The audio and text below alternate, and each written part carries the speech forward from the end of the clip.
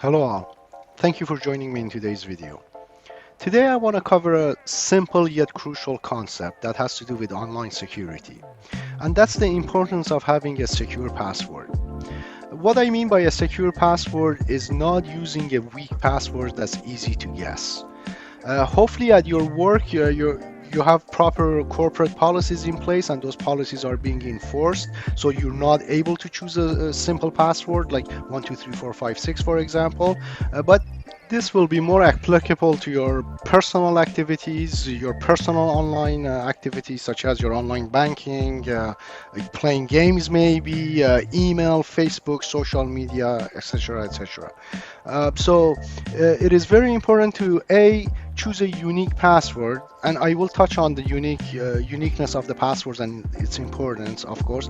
And then B, you're choosing a strong password. What I mean by a strong password is preferably over 12 characters long. 14 characters is even better, and you're using a combination of capital letters, small letters, numbers, special characters, and making that password as complex as possible. Uh, if you're using passwords like summer days and welcome and let me in and so on and so forth, you're not really doing what you can in order to keep yourself safe.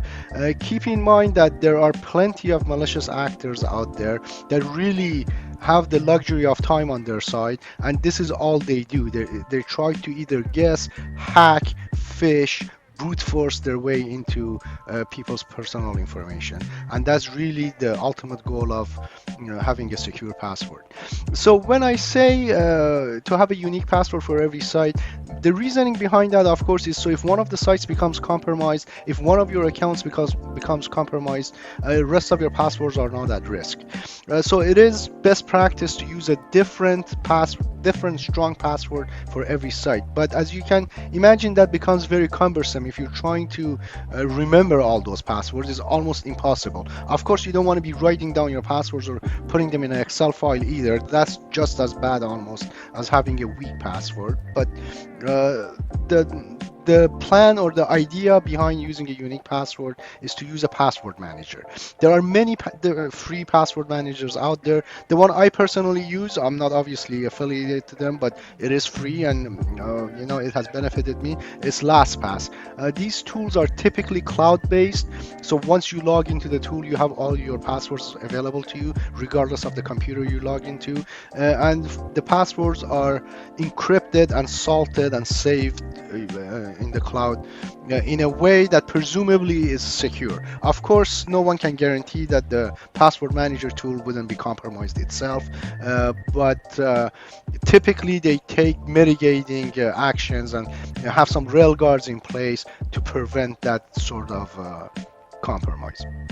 So remember, unique password, strong password, preferably over 12 or 14 characters long, that uses a combination of letters and numbers. And also it would be best if you can have multi-factor authentication turned on, which is something that I will cover in greater detail in my next video. That's all I had for today.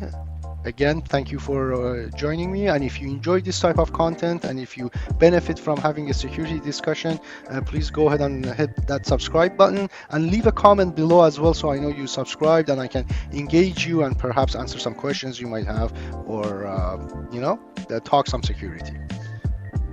Until the next video, practice good cyber hygiene and stay safe.